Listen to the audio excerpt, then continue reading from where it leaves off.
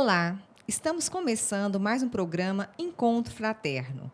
Hoje, com a participação do nosso convidado, Rossandro Klingey, que vai nos falar sobre o perdão. Fique conosco.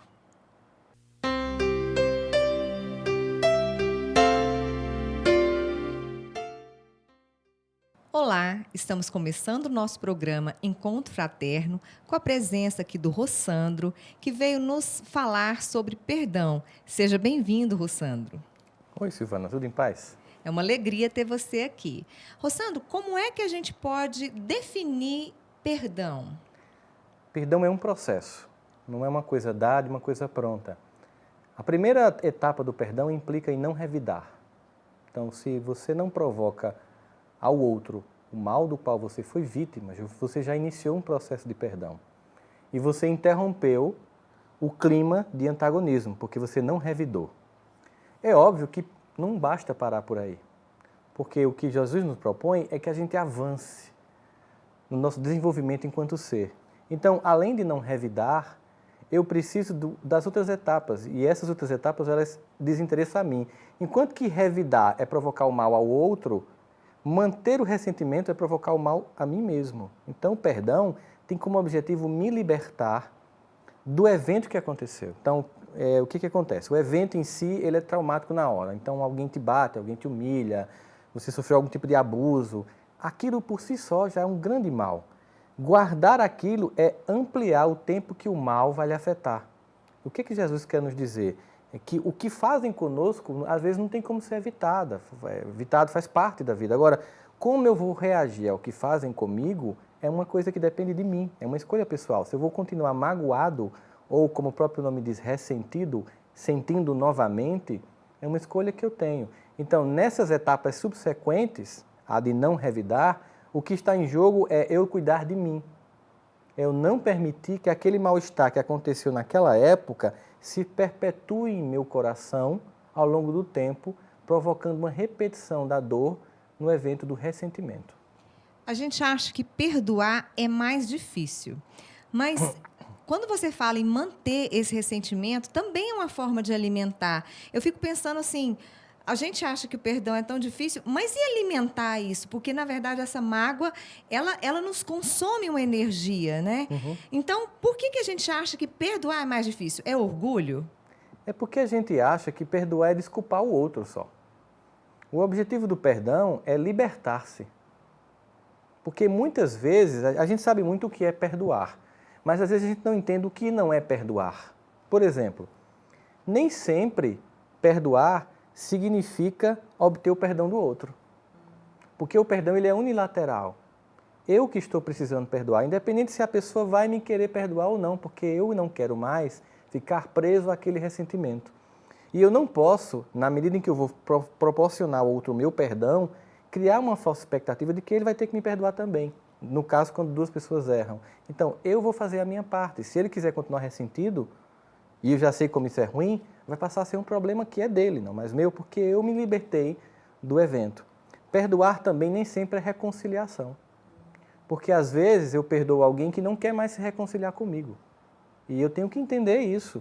Mas eu estou me libertando do sentimento que me provocava angústia. Perdoar também, às vezes, nem sempre é voltar a confiar. Porque a pessoa, ela continua fazendo a mesma coisa. Mas eu vou perdoar para que eu não fique preso ao ressentimento. E eu não posso voltar necessariamente a confiar enquanto a pessoa continua tendo o mesmo equívoco, porque seria ingenuidade. Perdão também não é esquecer. Porque quando se fala de esquecer no Evangelho, não é esquecer o evento, é esquecer da dor provocada pelo evento. Eu vou continuar lembrando que alguém fez aquilo comigo, mas aquilo não vai pesar mais para mim. E, finalmente, uma outra coisa que eu acho muito importante em relação ao perdão, que a gente tem que ter noção, é que perdoar, às vezes, nem sempre é parar de sentir dor. Vamos supor que você seja atropelado por alguém e fique paraplégico. Mas você resolve perdoar essa pessoa, mas você volta a andar? Não.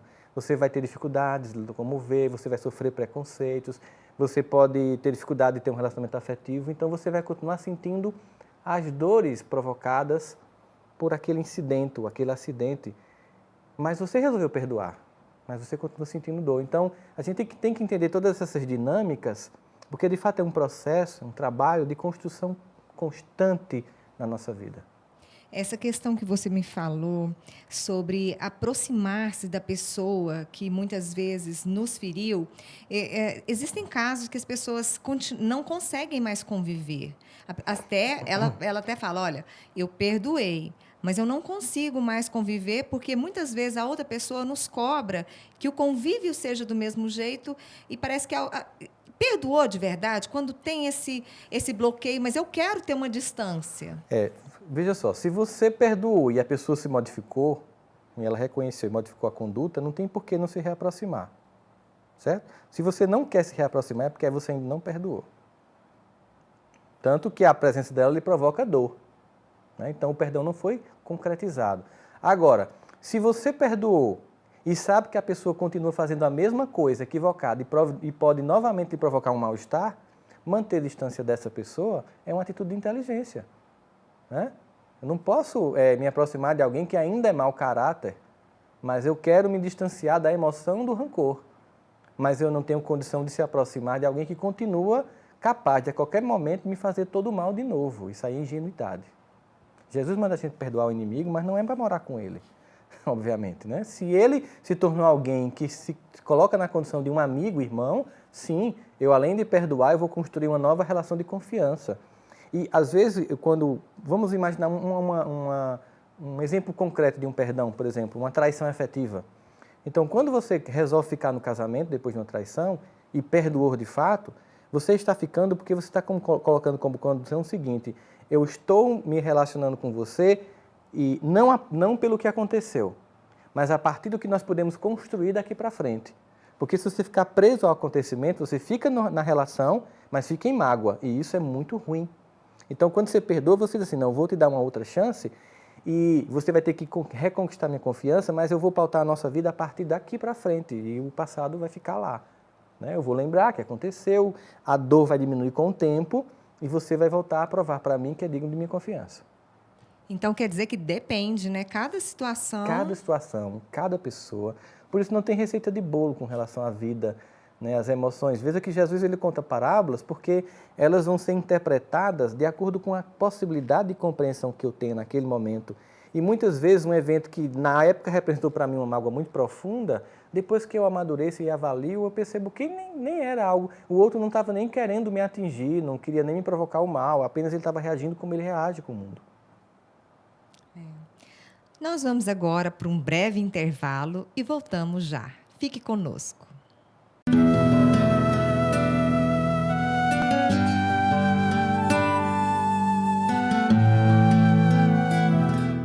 Olha aí, uma extraordinária obra para você ler, estudar, meditar. De Hermínio Correia de Miranda, Os Cátaros e a Heresia Católica. Conta a história dos habitantes do sul da França, na região do Languedoc, que no ano 1200 começaram a renovar os ensinos que a Igreja Católica trazia de Jesus. Então, ali a gente ouve falar de reencarnação, a gente ouve falar de comunicação dos espíritos. E, evidentemente, sofreram a perseguição, a Inquisição começou por causa deles, foram todos mortos, trucidados, a família toda. Mas restou aí ainda o registro de todos eles, desse importante movimento dos cátaros no sul da França. É um livro que vale a pena ler, porque nos traz a imensa cultura de Hermínio Correia de Miranda para todos nós.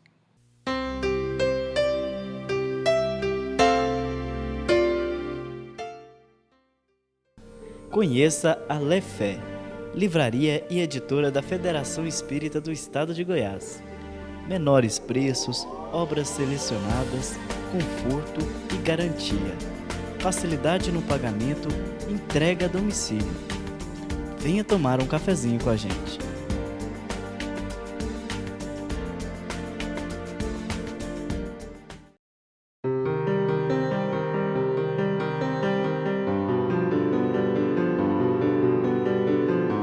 Em Goiás, nós espíritas participamos do Carnaval de um evento diferente. Trata-se do Congresso Espírita Estadual, onde aproveitamos esse período carnavalesco para encontrar amigos, estudar, confraternizar, tudo com o apoio de excelentes estudiosos da doutrina espírita de nosso país. Trata-se de um evento para toda a família, crianças, jovens, adultos, em locais adequados, com a temática adequada para cada faixa etária. Venha estar conosco neste próximo Carnaval, em 2014, do dia 1º a 4 de março, no Centro de Convenções. Lá estarão Divaldo Pereira Franco, Sérgio Lopes, Haroldo Dutra Dias, Alberto Almeida, Otacílio Rangel, Rossando Kinsley e tantos outros palestrantes que nos levarão a reflexões acerca do Evangelho. Faça já a sua inscrição no site da Federação, www.feego.org.br.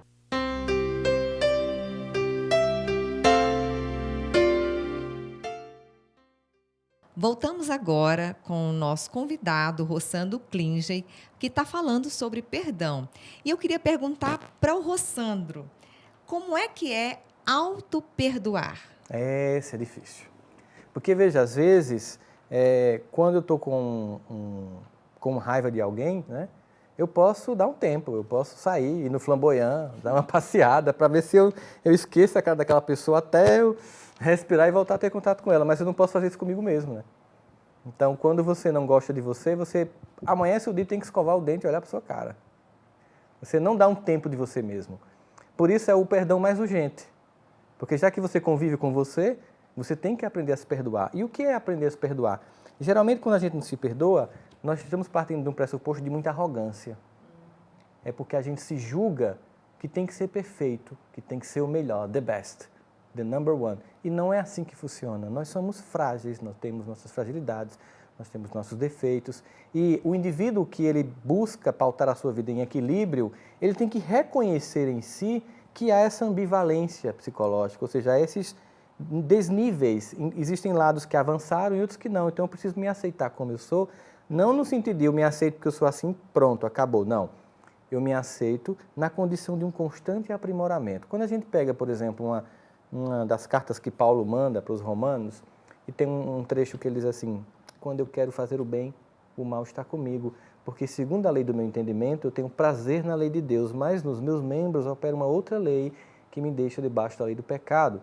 Paulo está querendo dizer o seguinte, que existe nele um entendimento e uma vontade de fazer aquilo que demanda o encontro dele com Jesus em Damasco, mas ainda há nele uma criatura velha que ainda se compraz em equívocos. Ele muda ao longo do processo, por isso que ele é um grande modelo de conversão de alma, né? Mas até lá ele reconheceu, ali ele está reconhecendo para toda a comunidade cristã, que tem ele como um líder, que tem ele como aquele que divulga o evangelho para os gentios, mas ele está dizendo, meus irmãos, vocês sentem isso? Eu também sinto, eu também sou humano, eu também tenho defeitos, mas mais importante que isso é minha meta é o Cristo, e o Cristo me permite me transformar. Então eu tenho que saber que eu invejo, eu tenho sentimentos mesquinhos e todo mundo também tem. Por isso que ninguém pode atirar a primeira pedra da mulher adúltera, porque todos somos assim. Então eu me aceito, mas é naquela condição muito interessante colocada por Joana de Ângeles. O ser inteligente é o homem que se aceita como é, não se justifica, nem se culpa, nem se acusa, mas aprimora-se sem cessar. Mulher, cadê teus acusadores? Ou seja, Jesus não acusa. Não sei, Senhor, não estou mais aqui. Eu também não te acuso. Vais e não voltes a pecar. Ou seja, continua a te aprimorar sem cessar. É interessante porque essa falta de auto-perdão, ela gera muita culpa, né? E a gente é muito difícil trabalhar com isso. E nós vemos assim que é muito difícil também a gente aceitar que alguém nos diga que nós somos invejosos, que nós somos egoístas, porque nós temos uma facilidade muito grande de ver o mal no outro. Como é que a gente faz, Rossandro? Como é que a gente começa a admitir que nós também somos assim? A gente parece que é um peso enorme que nós temos de falar, de ter coragem, por exemplo, de dizer que nós sentimos inveja. né? Você fala, não, eu não sou invejoso. Mas a gente quer combater essa inveja. A gente vai à casa espírita, por exemplo, e o pessoal fala, olha, vamos fazer reforma íntima. E aí? Como é que a gente faz? Quando o pessoal ouve falar em reforma íntima, pensa que é contratar um decorador, né? E não é bem assim. Reforma íntima é um trabalho interno muito profundo. E assim, eu confesso a você que minha vida mudou muito quando eu admiti meus defeitos. Não os que eu tinha, os que eu continuo tendo, porque não pensa que a gente muda assim só porque a gente detecta. Eu acho que diagnóstico não é cura. Então, o diagnóstico que eu faço um diagnóstico que eu tenho inveja, e a partir daí eu não deixo de invejar, mas eu comecei a admitir aquele sentimento equivocado, então eu posso trabalhar ele em mim. Mas enquanto eu acho que eu não tenho, isso é tão sintomático que o IBGE fez uma pergunta assim: você é uma pessoa invejosa? 97% dos entrevistados disseram, eu não, que é isso, eu não sou invejoso. Aí o IBGE faz uma segunda pergunta: você é invejado? Muito! Olha que coisa engraçada. Eu não invejo, mas eu sou invejado. E por quê? Por quem? Quer dizer, que todo mundo lhe inveja, mas você não inveja ninguém? Então, admitir as deficiências não é para provocar em si um sentimento de vergonha, de se sentir menor, de se sentir pequeno. Admitir é ter consciência. Ter consciência é começar a controlar aquilo que agia de forma inconsciente em você. Então, quando eu admito que eu tenho uma deficiência, eu não sou flagrado por mim mesmo ou pelos outros, porque eu sei que eu sou isso. E aí eu começo a pautar uma condição de, peraí, tá tudo bem, eu quero modificar esse processo, E às vezes a pessoa não é nem invejosa, ela é cobiçosa. E existe uma diferença entre inveja e cobiça. Às vezes a pessoa nem é invejosa, ela é cobiçosa. Qual é a diferença? Inveja é querer que o outro não tenha. E cobiça é querer ter também. Inveja é o seguinte: seu vizinho trocou de carro, aí você faz, tomara que morra, miserável. Isso é inveja. Cobiça é o seguinte: seu vizinho trocou de carro, eu também queria um desse. Eu vou trabalhar mais porque eu quero um carro desse. Isso não é inveja, isso é cobiça, você quer o que o outro tem. Vai chegar um momento que a gente vai avançar tanto que nem isso a gente vai se preocupar. O outro pode ter uma Cherokee, um jatinho, e aí meu carro é o meu carro, eu não preciso nem se preocupar com isso. Mas até lá é esse desenvolvimento de você sair de uma condição infantil para uma condição mais madura das experiências dos afetos. Aí você vai percebendo que você pode fazer essa reforma íntima sem se martirizar, sem se torturar, porque Deus não quer fazer isso com a gente. Não é simplesmente chegar e falar, vou deixar de ser orgulhoso. Porque eu fico, às vezes, pensando que quem não tem orgulho nenhum, para mim, é espírito perfeito, né? A gente está bem longe disso, né, Rosângela? Bem longe.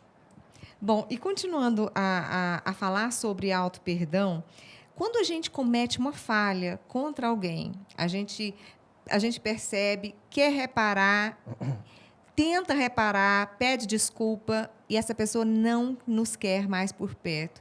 E a gente fica chateado porque a gente gostaria. Como é que a gente faz? É aquilo que eu te falei no início, né? Assim, perdão nem sempre é reconciliação. E perdão nem sempre é esperar que o outro me perdoe. Então, quando eu for perdoar alguém, eu tenho que saber que eu tenho que aceitar qualquer que seja a reação dela. Eu estou indo para me libertar. O outro é que pode se libertar. Eu não posso libertar o outro. Então, eu chego para uma pessoa, me perdoe. E a pessoa, não lhe perdoo. Eu tenho que me preparar para o diálogo ser tenso. Mas eu tenho que ir na condição de, bom, ele não me perdoou, mas eu pedi o meu perdão e agora eu tenho que esperar que ele crie o processo pessoal dele, como eu criei o meu para chegar até ele. E aí, o que é que eu posso fazer a partir de então? Começar a conversar com ele em prece. Porque em prece eu converso com o self. Cara a cara eu vou conversar com o ego magoado. Então eu começo meu irmão, um dia você vai conseguir me perdoar, como eu consegui lhe perdoar, vamos se encontrar no outro momento. E não é uma precezinha um dia ou dois, não, é um trabalho disciplinado de desconstrução em nível espiritual daquilo que no plano material ainda não é possível de acontecer. É um trabalho realmente longo, né, o perdão. Nós vamos, então, para um breve intervalo e voltamos já. Continue conosco.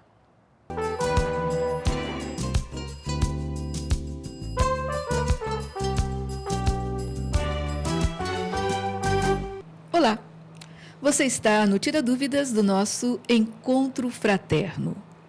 Baseado no Pinga Fogo, que em 1972 abriu o movimento espírita para o nosso país através do trabalho fantástico de Chico Xavier. Nós, em nossa pequenez, estamos aqui para trabalhar as suas dúvidas, as suas perguntas, através da pesquisa, no Evangelho de Jesus, na obra da codificação, nos clássicos da doutrina, nas psicografias idôneas de revelação ou de inferência que enriquecem o nosso movimento espírita. Vamos ver. Gostaria de saber o seguinte, Elzi. Os espíritos desencarnados, por exemplo, um parente próximo, aquele que já partiu, podem interceder junto ao encarnado, aquele que ficou, no sentido de orientá-lo em diversas situações ou até mesmo protegê-lo do perigo? E tem outra. Quando isso poderá acontecer e até quando o encarnado poderá solicitar por meio de preces essa ajuda? Muito interessante a pergunta e é uma ocorrência muito comum. Nós estamos constantemente recebendo, através da intuição, o pedido, a prece, a necessidade do nosso desencarnado querido, que precisa, às vezes, de orações, precisa, às vezes, que façamos alguma coisa em seu nome. Isto é natural, muito natural. E nós poderemos ver isto como uma prestação de serviço. Se nós oramos constantemente, pela manhã e à noite, e envolvemos os nossos amados que já partiram nas nossas preces, eles se sentirão muito fortalecidos, encorajados e muito felizes por se sentirem lembrados. Agora, a segunda pergunta é se eles também podem atender às solicitações dos encarnados. É lógico, quando existe afinidade entre as pessoas, sempre há essa comunicação. Não existe um espaço bastante grande que possa deixar as pessoas ausentes definitivamente. Pois é, e você deve estar pensando, é só eu que posso, daqui, pedir preces para o outro lado, pedir ajuda? Não, os desencarnados também. Como Elzi falou, vem através de sonho, vem através de recado. E outra coisa, até quando os encarnados poderão pedir essa ajuda pelos seus queridos que partiram? Sempre. Nas casas espíritas existem os livros de vibrações para aqueles que partiram. Não esqueça de usar. Vamos ver? Veja que chegamos ao final do nosso Tira Dúvidas.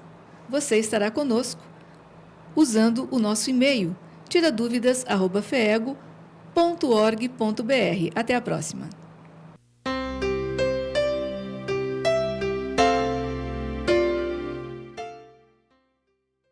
Conheça a Lefé, livraria e editora da Federação Espírita do Estado de Goiás.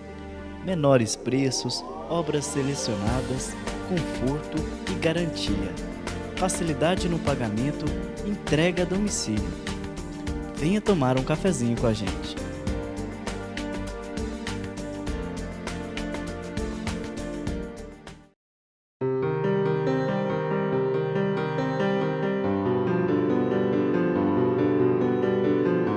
Em Goiás, nós espíritas participamos do Carnaval de um evento diferente. Trata-se do Congresso Espírita Estadual, onde aproveitamos esse período carnavalesco para encontrar amigos, estudar, confraternizar, tudo com o apoio de excelentes estudiosos da doutrina espírita de nosso país. Trata-se de um evento para toda a família, crianças, jovens, adultos, em locais adequados, com a temática adequada para cada faixa etária. Venha estar conosco neste próximo Carnaval, em 2014, do dia 1º a 4 de março, no Centro de Convenções. Lá estarão Divaldo Pereira Franco, Sérgio Lopes, Haroldo Dutra Dias, Alberto Almeida, Otacílio Rangel, Rossandro Kinsley e tantos outros palestrantes que nos levarão a reflexões acerca do Evangelho. Faça já a sua inscrição no site da Federação, www.feego.org.br.